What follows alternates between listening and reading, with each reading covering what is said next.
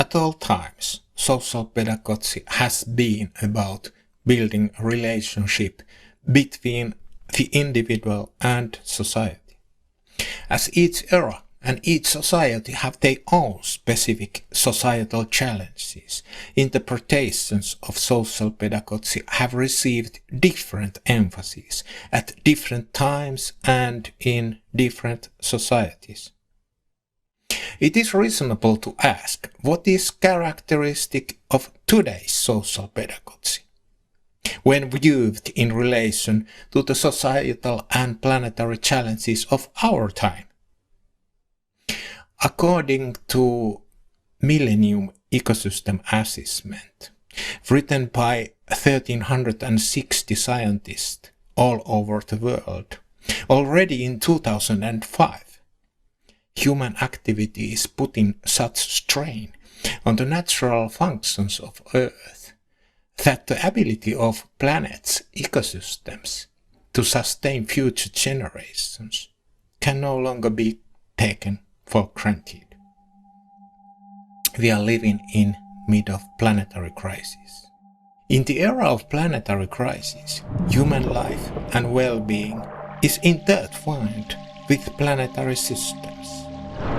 The greatest challenge of our time is not purely a social ill, but a social ecological ill. In other words, there is connection between social violence and environment violence. Why do we collectively end up to results nobody wants? Current model of well-being in Western world tells us that increasing consumption is the best way to have a good life. We do not talk about sufficiency. We do not talk about an optimal state of being, or how much material wealth is enough for us, or how big should our economy be. We are just used to think that more is enough, a little bit more than we have right now. In fact, customers who shop only to meet their needs pose danger to ever-growing economy. Our societies are dependent on citizens who do not define what is enough for them. However, according to Asian wisdom, you are rich if you know how much is enough. Maybe we should ask bigger questions. What really matters in life? What counts as a good life? Or what is human excellence? Or how to reach an optimal state of being? How to be all you can be? Or what is education for?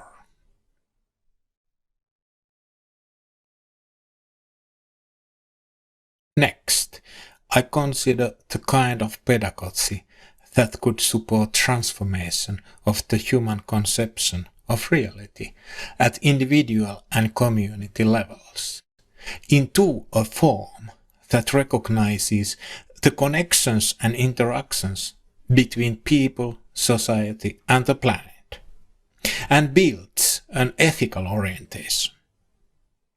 As a result of my argumentation, I develop a picture of planetary social pedagogy. In East Africa they used to say "Mua ni chakula," which means rain is food. This refers to the system's thinking.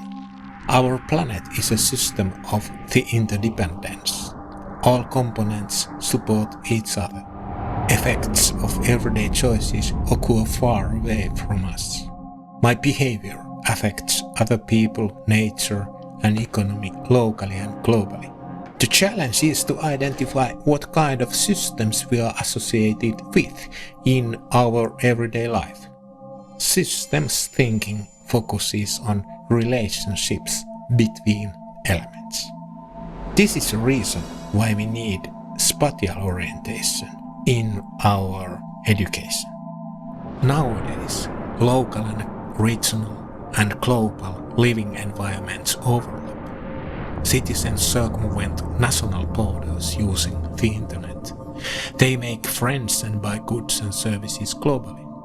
There is a growing need for planetary orientation because the globalized economy is able to connect people and nature throughout the world, through their daily choices in unprecedented ways.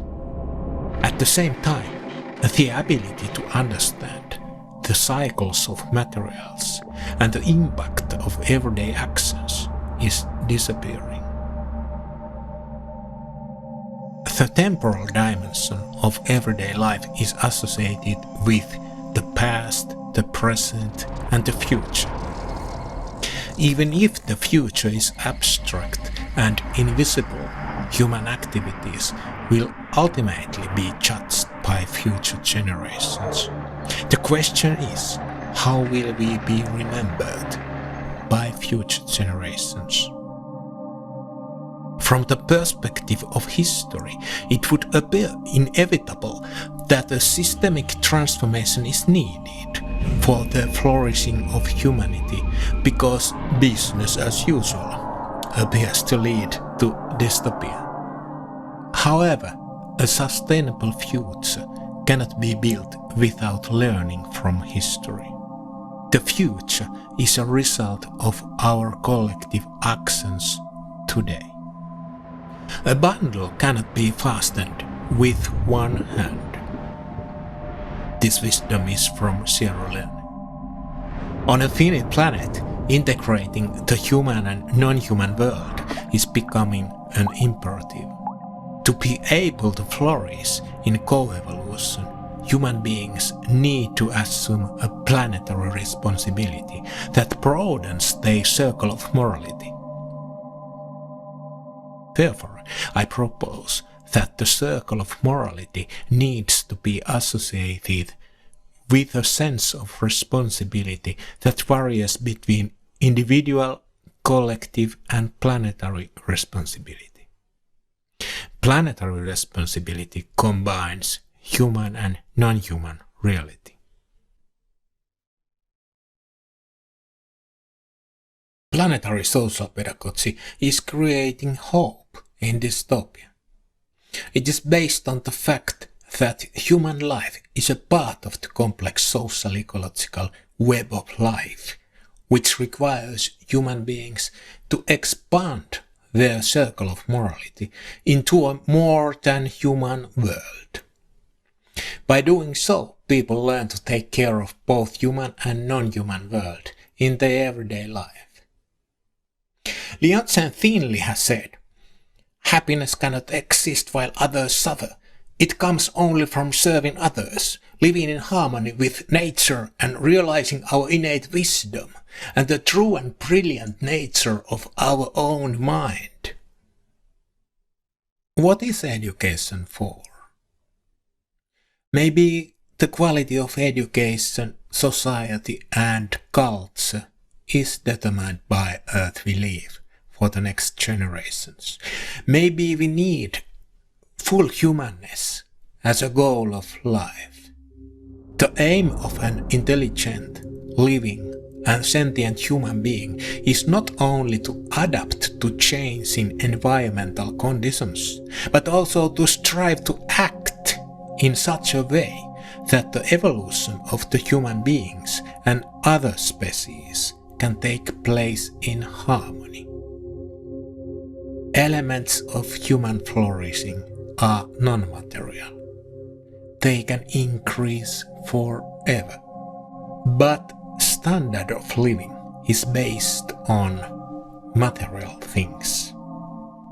They can't increase forever. What would you have in day-to-day life if you lost trust to other people? If you lost your life satisfaction, or your meaning in life, or your purpose? I think we need spatial orientation, temporal orientation, together with ethical orientation. And all this is based on systems thinking. My concluding remarks come here.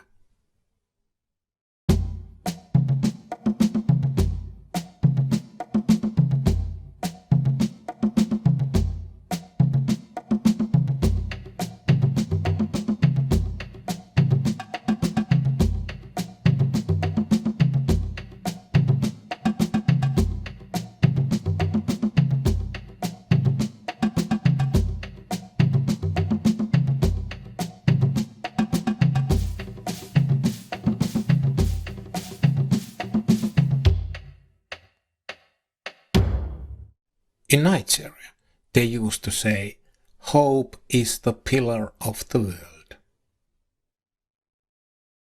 Hope is the pillar of the world. Thank you.